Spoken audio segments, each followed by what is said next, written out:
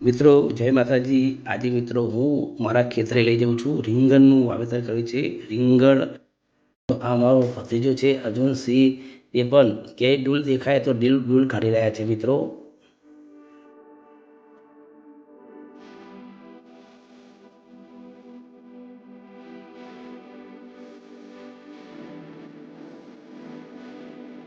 આ મારા મોટા ભાઈ છે. એ મોટા ભાઈ જ્યાં ડૂલ આવી છે ત્યાં ડૂલ કાઢી રહ્યા છે મિત્રો. મારા મોટા ભાઈ છે